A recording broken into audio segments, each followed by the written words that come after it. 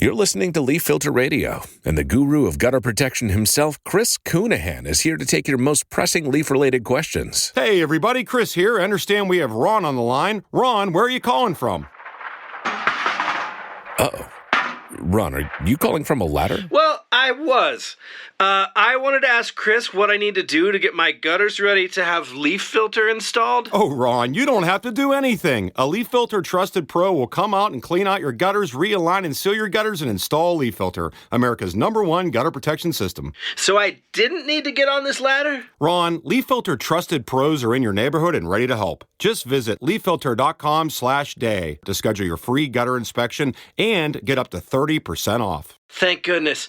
What was that site? That's leaffilter.com/day for your free gutter inspection today. See representative for warranty details. Promotion is 20% off plus a 10% senior or military discount. One discount per household. Weight loss solutions are not one size fits all. Hers makes it simpler to get started and stick with a weight loss plan, backed by expert-guided online care that puts your weight loss goals first. These include oral medication kits or compounded GLP-1 injections. Through Hers, pricing for oral medication kits start at just $69 a month for a 10-month plan when paid in full upfront. No hidden fees, no membership fees. You shouldn't have to go out of your way to feel like yourself. Hers brings expert care straight to you with 100% online access to personalized treatment plans that put your goals first. Reach your weight loss goals with help through Hers. Get started at forhers.com/4u to access affordable, doctor-trusted weight loss plans. That's forhers.com/4u, forhers.com/4u.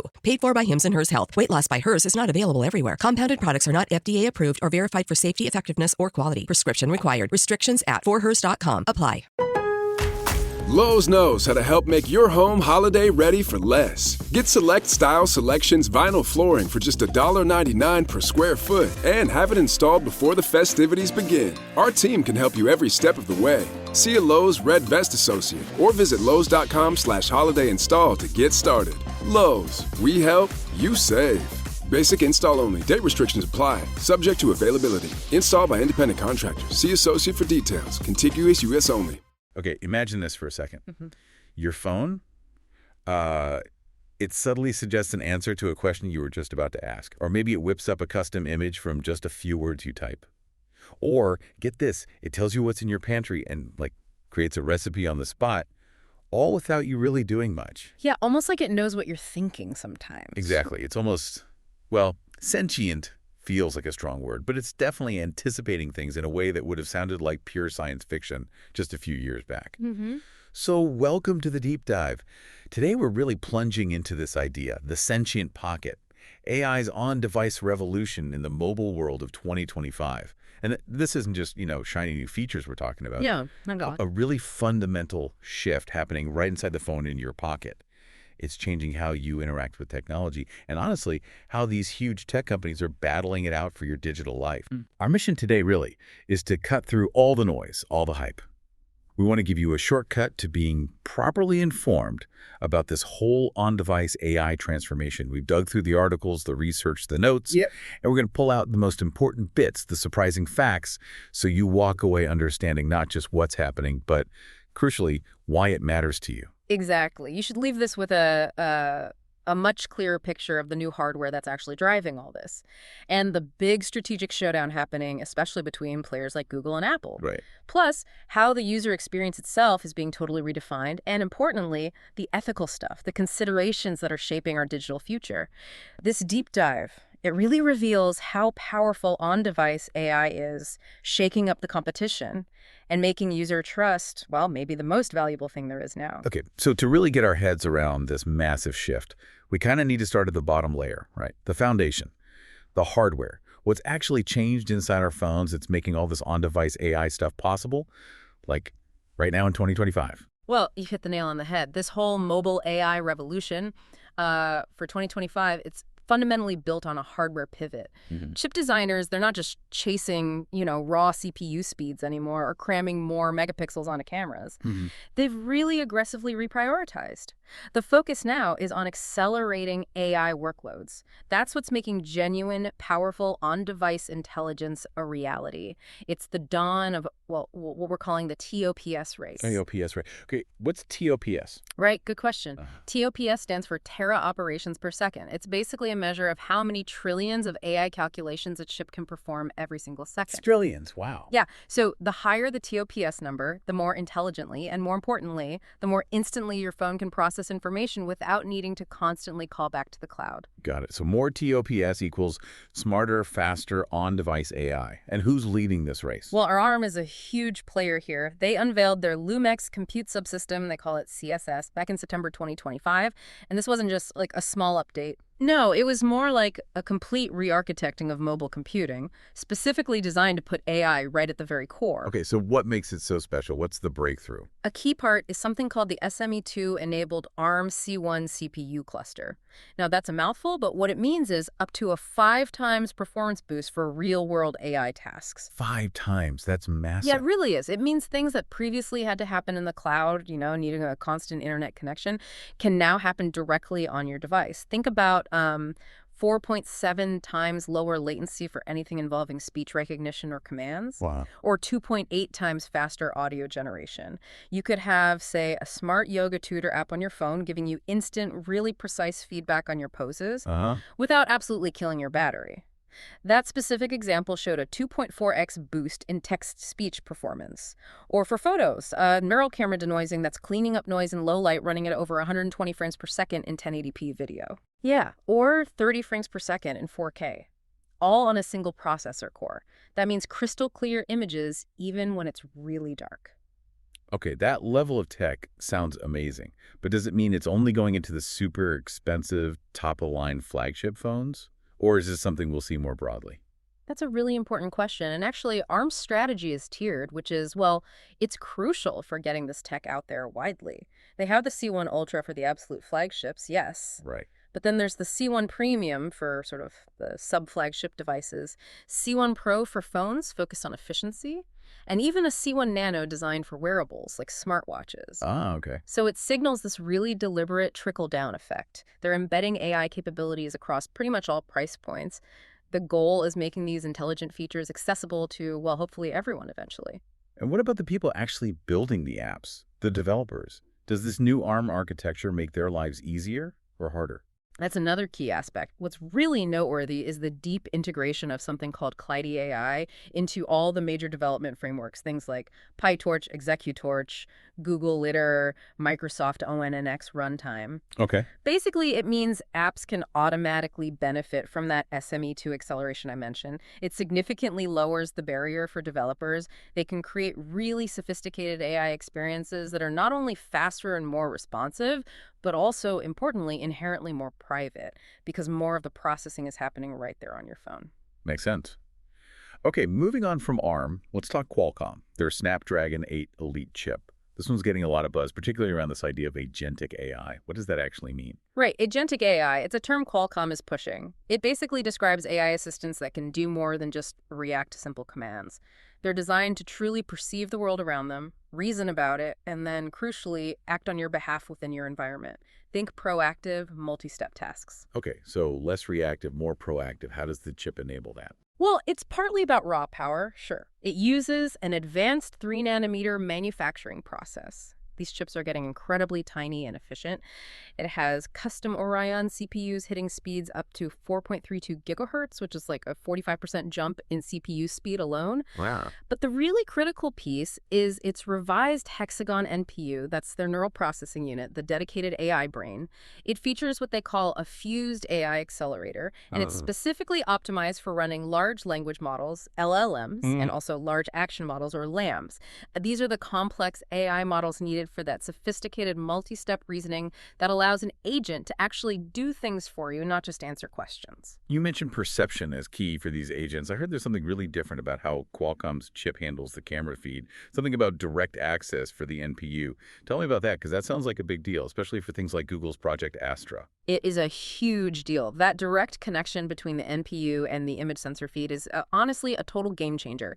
It fundamentally transforms the phone's camera from just a picture-taking tool into a real-time contextual sensor for the AI. Okay. So for something like Project Astra, which Google envisions as this multimodal, always-aware assistant using both camera and microphone, Right. this direct pipeline dramatically cuts down latency, the delay, and also saves a lot of power. It's what makes that kind of ambient, always-on perception actually practical on a phone you carry around all day. Even the slightly lower tier 8's Gen 4 version of this chip shows a 44% faster AI performance compared to its predecessor. It really shows where their focus is, like real-time intelligence. And that tight integration, it doesn't just help with understanding the world in real time, does it? It impacts photos, too. Absolutely. The Spectra Image Signal Processor, the ISP, which handles image processing, is also tightly coupled with that NPU. It can handle massive 320 megapixel images, which is insane. 320 megapixels. Yeah.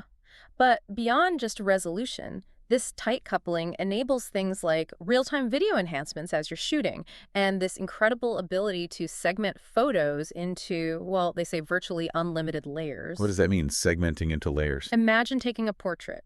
The AI can instantly identify and isolate the person's hair, their face, their shirt, the background, maybe even a specific object they're holding, and treat each one as a separate layer. Then you or the AI can enhance each layer individually, maybe sharpen the eyes, soften the skin slightly, blur the background more, tweak the color of the shirt all independently for a really polished, almost studio quality result, automatically. That's pretty amazing. Okay, so ARM and Qualcomm are pushing hard, but they're not the only players, right? Samsung and MediaTek must be responding. Oh, definitely. The competition is fierce. Samsung's Exynos 2500 chip, it's also built on a cutting-edge 3-nanometer process, uses something called gate-all-around, or GAA, which is technically advanced. It boasts 59 TOPS. 59 TOPS, how does that compare? Well, it's a solid 39% improvement over their previous generation, the Exynos 2400. And Samsung is explicitly targeting that power towards on-device generative AI features. Things like sophisticated photo editing, removing objects from pictures, real-time video enhancements, and doing translations instantly, all without needing to send data to the cloud. They mentioned something like 24,000 MSC capability, which relates to the complexity of AI operations it can handle. Okay. And MediaTek? MediaTek is aiming really high. Their upcoming Dimensity 9500, based on leaks and rumors, is targeting potentially up to 100 TOPS. 100 TOPS. Yeah, a big number. They seem to be achieving this with a completely redesigned NPU, signaling they want to be a major force in running those large language models directly on the device, and also in real-time AI video processing. Okay, so let's pull this hardware section together. Listening to all this, it feels like one trend is crystal clear for 2025. The whole competition has shifted, hasn't it? It's not just about capturing more data anymore, like taking a super high-resolution photo. It's about intelligently processing and understanding that data right there, in real time. We've really, truly moved on from the megapixel wars. We absolutely have. It's the dawn of the TOPS race now. The TOPS race. So just to quickly recap the key players from what we've gathered. Qualcomm's Snapdragon 8 Elite. Engineered for that agentic AI concept, big focus on direct sensor access for the NPU, really optimized for LLMs and those large action models. Samsung Exynos 2500. Sitting at 59 TOPS, focusing heavily on on-device generative stuff, photo and video editing, translation, all without the cloud. MediaTek Dimensity 9500. The rumored powerhouse, potentially hitting 100 TOPS, looks strong for on-device LLMs and real-time AI video. And we can't forget Apple, their A19 Pro chip. Right, that's what powers their Apple Intelligence features. It has a 16-core neural engine, and Apple claims it's twice as fast as the previous A17 Pro chip. Their focus seems squarely on running their own on-device foundation models and powering that revamped, smarter Siri. So the bottom line for you, the listener, is that your next phone, it isn't just taking slightly sharper pictures.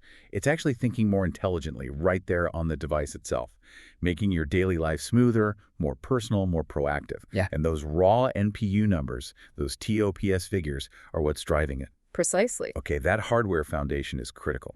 Now, let's shift gears and look at this software and strategy layer. This brings us to a new kind of battleground, what we're calling the ecosystem Cold War. Google's ubiquitous intelligence versus Apple's private intelligence.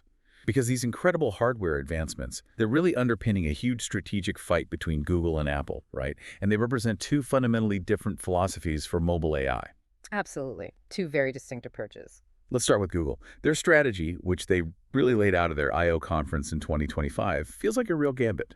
It seems to be all about leveraging their massive cloud AI power and their, frankly, unparalleled data ecosystem. Their data advantage is huge. To deliver this ubiquitous, proactive, almost agentic AI experience across all your devices, not just the phone.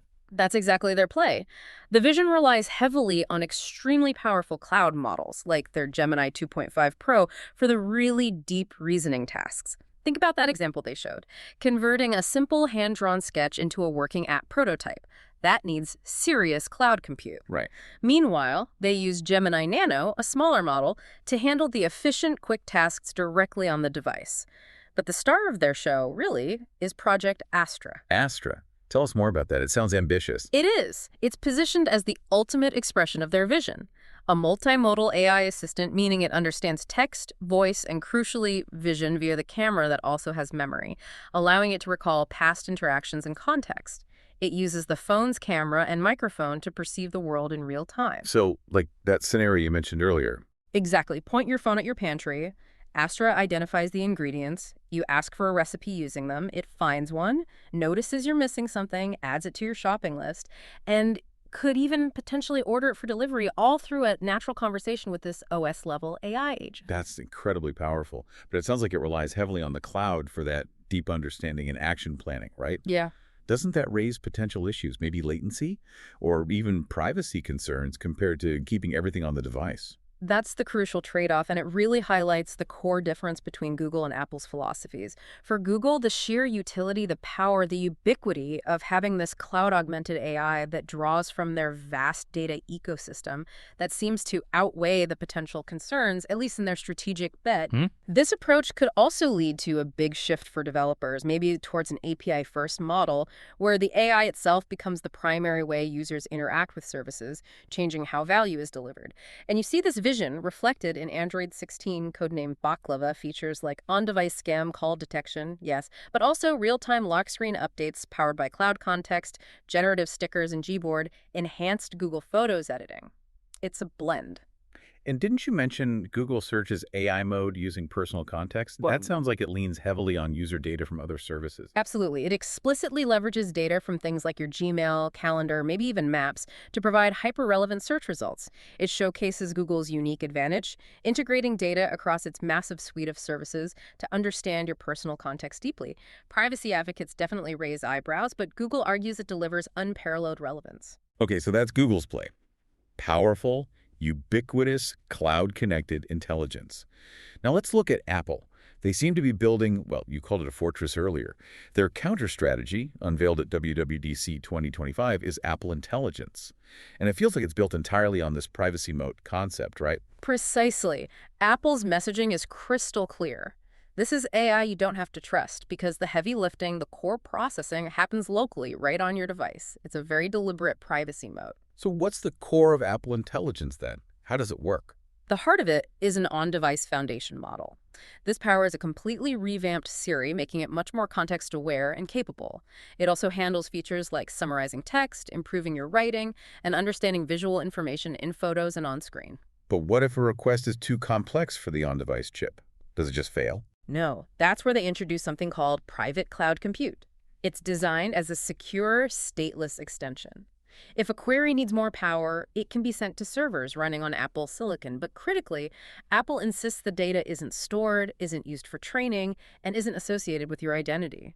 They're even inviting independent security researchers to verify these claims. Stateless, meaning it forgets everything immediately after processing. Exactly. It's designed to be a privacy-preserving way to tap into more powerful cloud resources only when absolutely necessary, without compromising their core on-device promise. Now, here's something that sounded potentially huge strategically.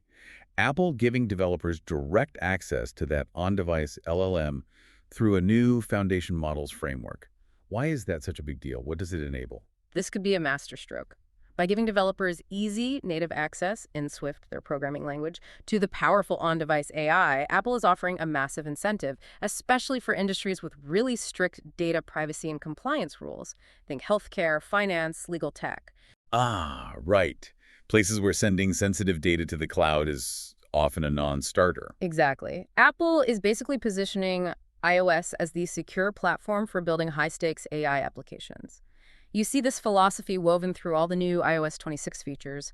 Things like live translation happening directly within messages and FaceTime calls, AI helping create polls, a smarter spotlight search that understands context better, the Workout Buddy feature on Apple Watch giving personalized feedback, and even fun generative things like Genmoji and the Image Playground app, all designed to operate within Apple's strong privacy framework. Okay, so pulling these two giants together, the strategic fault line seems really clear now. It boils down to power versus privacy as the main competitive axis, doesn't it? I think that captures it perfectly. Google is offering incredibly powerful, deeply knowledgeable cloud-augmented AI. The trade-off inherent in that approach involves sharing more data and relying on their cloud infrastructure. Apple, on the other hand, is offering superior privacy and security by prioritizing on-device processing. The potential trade-off there might be hitting the limits of local hardware for the most complex, cutting-edge AI tasks, even with private cloud compute as a fallback. Absolutely. Google is betting heavily that users will ultimately prioritize the sheer utility and convenience of an all-knowing, deeply integrated assistant that draws context from everything. All Apple. Apple is betting on user peace of mind. They believe users will prioritize knowing their personal data is largely staying on their device, under their control. This fundamental, almost ideological difference, it's going to shape mobile product development and ultimately your choices as a consumer for years to come. It's a fascinating divergence. Okay, let's move on from the platform wars and talk about what this actually feels like for us, the users. This brings us to the dawn of the agentic age, redefining the user experience. Because all this hardware muscle and these competing platform strategies, they're not just abstract concepts.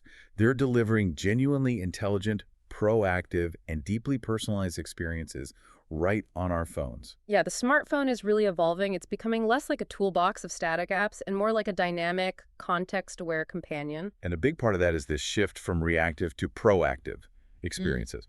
Hyper-personalization, right? I saw an estimate that something like 72% of mobile apps are expected to rely on AI for personalization by 2025. That's huge. It is, and it goes beyond just showing you ads you might like. A key breakthrough is how apps are now using predictive analytics to genuinely anticipate your needs. Like how? Give me some examples. Okay, think about context-aware interfaces. Your phone's home screen or key apps might subtly change based on your location, maybe showing work apps when you arrive at the office, or entertainment apps when you get home. Or your calendar app noticing a potential scheduling conflict based on real-time traffic and proactively suggesting a reschedule. Oh, that'd be useful. Right. Or e-commerce apps not just showing related items, but suggesting the next best action. Maybe reminding you to reorder something you usually buy around this time, or offering a personalized discount on an item you viewed earlier. Even things like dynamic pricing, where the cost of a ride share or a flight might adjust in real time based on demand patterns analyzed by AI, personalized just for you. And generative AI takes personalization even further, right? It's not just predicting, it's creating stuff just for you. Exactly. That travel app example we touched on earlier, instead of just offering preset tour packages, it could generate a completely unique day-by-day itinerary for your trip to, say, Rome, perfectly blending museum visits you'd like with specific types of local restaurants you prefer, maybe even factoring in your walking pace. All generated on the fly. Wow. The whole idea of a static, fixed app interface is kind of becoming obsolete. We're moving towards fluid, dynamically generated UIs tailored to the individual user and their current context. Okay, so apps are getting smarter. What about the assistants themselves? Siri, Google Assistant. You mentioned they're evolving into agents. What does that mean in practice? It means they're moving beyond simple command and response. This agentic evolution is key. They're starting to understand complex multi-step requests and can automate workflows across different apps without you having to manually jump between them. Like the Tokyo vacation example. Precisely. You could potentially say, plan an entire vacation to Tokyo for the first week of October, find flights under $1,000, book a hotel near Shinjuku Station with good reviews, and suggest 3 top-rated ramen spots. And the agent could, theoretically, orchestrate all of that searching flights, checking hotel APIs, querying review sites, maybe maybe even making reservations all within one continuous conversation. That's a leap. It is. And you see steps towards this with Apple's revamped Siri having cross-app context awareness. Remember the example. Summarize the email I just got from Jane about the project and add the main action items to my reminders. That requires understanding context across mail and reminders. Google's Gemini Agent Mode is explicitly designed for similar multi-step planning based on high-level goals you state. And these agents are becoming multimodal too, right? Understanding more than just voice. Yes, that's crucial. Processing text, voice, and images simultaneously allows them to understand your intent and the surrounding environmental context much more deeply. Point your camera at something and ask a question about it, for instance. No more having to describe everything verbally or type it all out. Okay, let's talk cameras. Yeah. AI has obviously been impacting phone photography for a while, but it sounds like it's hitting a whole new level now. The intelligent eye, as you called it? It really has. It's moved beyond just basic enhancements. On-device NPUs, like we discussed in the hardware section, are now executing really sophisticated computational photography techniques. Things like advanced HDR blending, HDR+, incredible low-light performance night mode, and AI-driven portrait mode with realistic background blur, all with much greater precision and speed. How does it work? Is it just algorithms? It's algorithms supercharged by dedicated AI hardware. The NPU can instantly analyze the entire scene, recognize different subjects, people, pets, landscapes, food, understand the lighting conditions, and then optimize camera settings before you even press the shutter. And remember that Snapdragon 8 Elite example. Segmenting the image into layers. Exactly. The ability to break down an image into semantic layers, face, hair, clothes, background, and enhance each element individually. That allows for a level of automated polishing that was previously only possible with manual desktop software. No more one-size-fits-all processing. And then there's the editing after you take the picture. Yeah. Generative AI seems to be revolutionizing that too. Oh, completely. Tools like Google's Magic Eraser or Adobe's Generative Fill integrated into phones let you seamlessly remove unwanted objects or even add new elements just by describing them. Apple has similar features like cleanup and things like the image wand in Apple Notes turning a rough finger sketch into a polished graphic. That's generative AI making creativity more accessible. Does this extend to video as well? Yes, definitely. We're seeing predictive video stabilization that anticipates motion for smoother footage. And AI is becoming embedded directly into mobile video editing apps. Think CapCut, LumaFusion, Filmora. They offer automatic caption generation, AI-powered color grading to give your videos a specific look, smart cropping that automatically keeps the subject centered even if you move the phone, and even auto-edit modes that can analyze a bunch of raw clips and generate a shareable highlight reel automatically. It's like having a basic video editor built right in. Okay, another area where AI seems crucial is augmented reality, or AR. For a while, mobile AR felt a bit like a gimmick, but AI seems to be making it genuinely useful now. AI is absolutely the critical catalyst for AR. Why? Because for AR to work well, the device needs to understand the real world it's overlaying digital information onto. Makes sense. So AI provides that scene understanding. Algorithms for object recognition let an AR app identify a specific landmark and overlay historical facts. Surface detection allows you to place virtual furniture accurately on your floor. Text recognition can translate signs in real time through your camera view. Remember the router example. Recognizing your specific model and showing interactive 3D setup steps right on top of it. That's AI-powered AR. Apple's ARKit platform heavily leverages AI for much better object tracking, realistic lighting on virtual objects, and even full-body motion capture using just the phone's camera. And this is having a real impact in areas like shopping, right? Huge impact. Virtual try-ons for clothes or makeup are becoming common. Being able to view a 3D model of a sofa in your actual living room before buying it is incredibly useful. Some retail stores are even using AR mirrors. Research shows these can increase purchase intention by around 17% and also help reduce product returns because people have a better sense of what they're buying. What's next for AR? Is it just better apps or something more? We're starting to see generative AR tools emerge, like Spline, which lets you create 3D objects or scenes just by describing them in natural language. And the longer-term vision involves lightweight AR glasses. Google's working on Android XR, powered by Gemini, for example, that could provide a constant, context-aware, informational overlay on your view of the world. A truly blended reality, but that's still a bit further out for mainstream adoption. Got it. One last area of user experience. Health and wellness.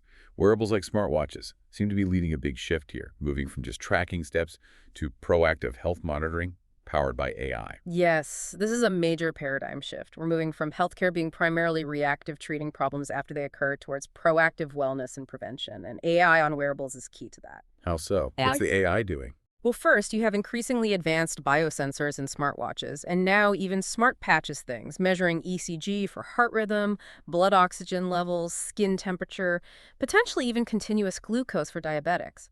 What's noteworthy, and links back to our earlier discussion, is that the embedded AI chips on these wearables often process this highly sensitive data directly on the device. Ah, for privacy and reliability. Exactly. Keeps sensitive health data off the cloud where possible and ensures core monitoring functions even if you're offline. But the real power comes from predictive analytics running on that data. AI algorithms can detect subtle patterns over time that might indicate an increased risk of conditions like atrial fibrillation or a potential hypoglycemic event in a diabetic, sometimes before the person even feels symptoms. It's like having an early warning system on your wrist. That's incredible. And beyond just warnings, can it make the experience more empathetic? That's a great way to put it. This passive sensing from wearables, combined with data from your phone's sensors, enables more empathetic applications. Imagine a music app noticing your heart rate is elevated and subtly adjusting the playlist to something more calming. Or a productivity app detecting signs of stress and suggesting a quick breathing exercise. Apple Watch's Workout Buddy feature is another example, using generative AI to provide personalized voice feedback and encouragement during your run, tailored specifically to your real-time performance and fitness goals. It's amazing how deeply AI is weaving itself into all these different facets of the mobile experience. Okay, so we understand the hardware, the platform strategies, and the user experience shifts, but how are developers actually building all this stuff? Let's talk about the developers' new toolkit APIs, SDKs, and the AI-assisted workflow. Because this explosion of AI features is enabled by powerful tools, right? And AI itself is even changing how software gets made. Absolutely, the tools are evolving rapidly. Let's start with Android. If I'm an Android developer wanting to add AI features, what does Google offer me? Google provides a kind of tiered toolkit, depending on what you need. For relatively simple, common generative tasks, things like summarizing text within your app or proofreading user input, the easiest entry point is often the on-device generative AI APIs within MLKit. These are typically powered by that Gemini Nano model we mentioned earlier. Okay, simple stuff on device. What if I need something more custom or powerful? Right. If you've trained your own custom AI model, you'd likely use tools like LeaderT, which is part of Google Play services, to run it efficiently on the device. And for the really demanding tasks that need serious horsepower or access to Google's latest and greatest models, developers can use the Vertex AI and Firebase SDK. That gives them cloud access to powerful models like Gemini 1.5 Pro for complex reasoning or Imagen 3 for high-quality image generation. And how do they get these models onto users' phones? Google Play has a specific service now, Google Play for On-Device AI, which helps streamline the deployment and updating of these AI models as part of the standard Android app bundle distribution process. It makes managing potentially large AI models much easier for developers. Okay, so a layered approach from Google. Now, what about Apple? Their toolkit must reflect that privacy-first, on-device philosophy we talked about. It absolutely does. The big headline addition for developers in 2025 was the Foundation Models Framework. That's the one giving direct access to the on-device LLM. Exactly. It provides developers with direct, native Swift code access to the same powerful on-device large language model that powers Apple Intelligence features like the revamped Siri and summarization tools. They highlighted how you could add text summarization or content generation to your app with literally just like 3 lines of code in some cases. Wow, 3 lines. Yeah, and the key selling point is that because it's running the on-device model, it's inherently private and works completely offline, which, as we discussed, is a huge draw for certain types of apps. What about running custom models on iOS? For that, Core ML remains the bedrock. It's Apple's framework for optimizing and running custom machine learning models efficiently on device hardware. It's tightly integrated with their other frameworks like Vision for image analysis, Speech for voice processing, and ARKit for augmented reality. And they also offer Create ML, which is a remarkably intuitive Mac application that lets developers or even non-experts train custom ML models for specific tasks, often without needing deep ML expertise. I remember you mentioning federated learning with Core ML too. Yes, that's another important piece of their privacy puzzle. CoreML supports federated learning, which is a technique that allows models deployed across many user devices to learn and improve collectively without the user's raw data ever leaving their individual devices. The model updates, not the data, are shared and aggregated. It's a key privacy-preserving way to make AI smarter over time. Okay, so developers have these powerful new APIs and frameworks. But AI isn't just a feature in apps anymore, is it? It's also changing the process of building the apps themselves, the AI copilot idea. This is arguably just as transformative, if not more so, for the industry. AI is rapidly becoming an indispensable partner in the software development lifecycle. It's automating tedious tasks, accelerating workflows, and fundamentally changing how developers work. How specifically? Like autocomplete on steroids? It started like that, but it's way beyond basic code completion now. Tools like Gemini integrated into Android Studio or GitHub Copilot X powered by OpenAI models. These are becoming sophisticated AI pair programmers. They provide real-time, context-aware suggestions, not just for single lines, but for entire functions or blocks of code. They can help refactor existing code, explain complex sections, even translate code between different programming languages. So it writes code for you? It can draft significant amounts of code, yes. But even more advanced agents are emerging that can manage entire workflows. Imagine describing a new feature you want in plain English, like add a button that lets users share their score to social media. The AI could potentially interpret that request, write the necessary UI code, generate the backend logic, write corresponding tests to ensure it works, and even initiate the deployment process. It's compressing the entire development cycle. That's incredible. What about finding bugs? Can AI help there too? Definitely. AI is being used for debugging and quality assurance, or QA. There are AI-guided tools that can analyze code and runtime behavior to pinpoint the likely causes of bugs much faster than manual inspection. And we're seeing vision-based AI agents that can actually interact with an app's user interface, just like a human would, tapping buttons, entering text, swiping screens to perform intelligent, automated testing. They can even learn user flows and generate adaptive test scripts automatically. Wow.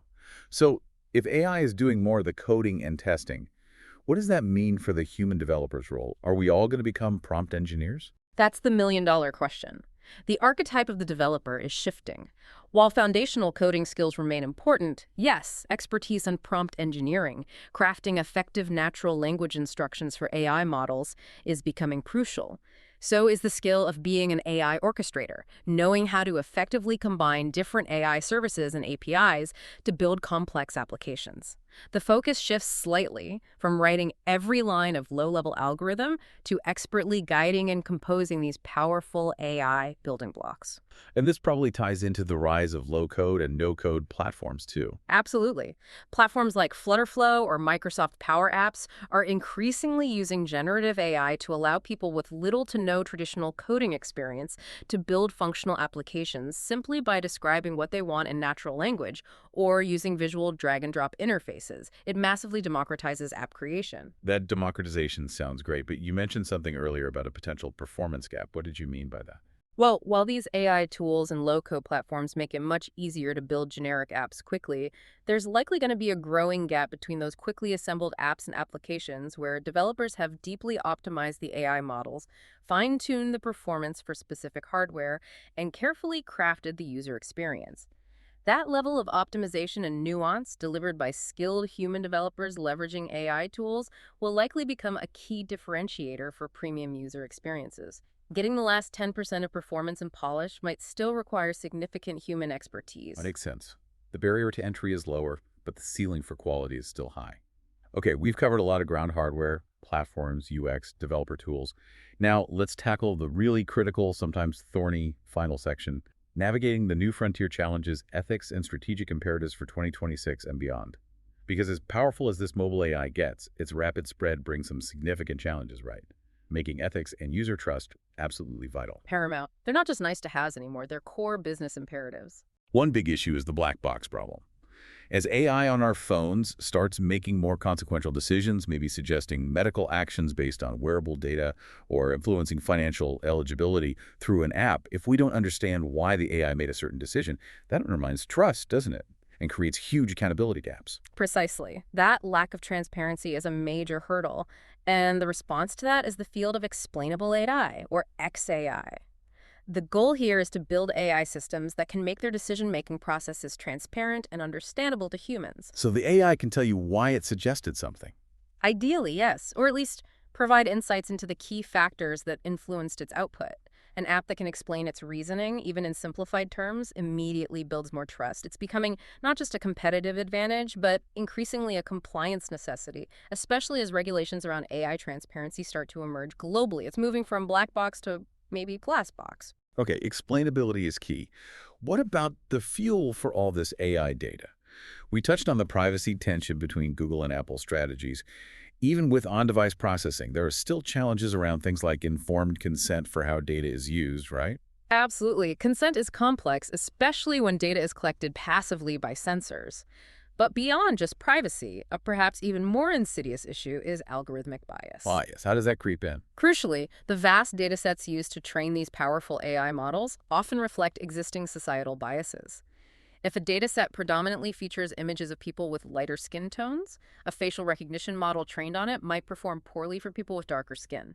If voice data mainly comes from speakers of one particular accent, a voice assistant might struggle to understand others. So the AI inherits and can even amplify human biases.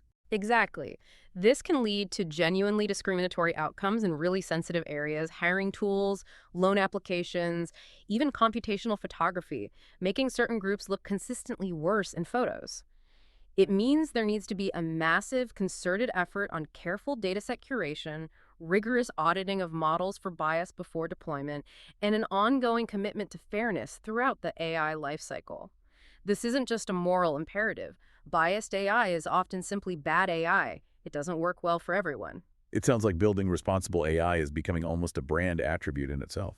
I think that's right. We're starting to see the emergence of ethical AI as a potential market differentiator, much like organic food or sustainably sourced materials became. Consumers, especially as they become more aware of these issues, will likely start seeking out and potentially paying a premium for products and services they perceive as being built on principles of fairness, transparency, and robust privacy. Trust becomes the currency.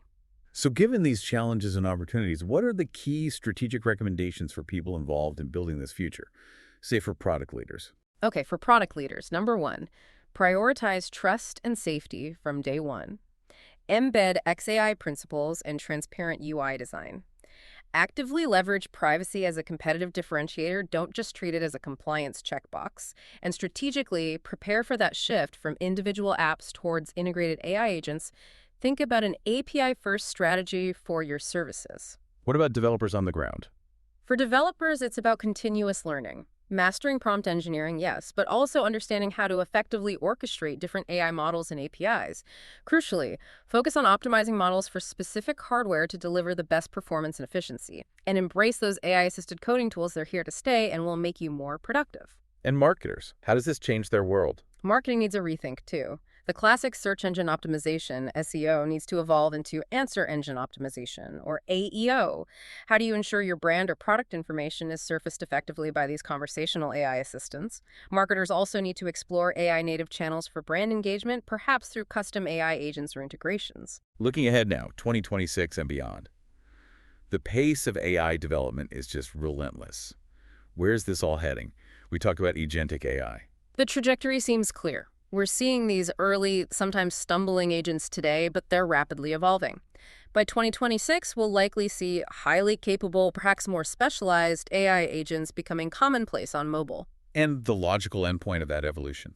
If you extrapolate, the logical endpoint seems to be a fundamental shift from our current device-centric computing model where we interact with discrete apps on a phone toward a truly agent-centric model. Agent-centric. Yeah. Meaning the AI is primary. Yes.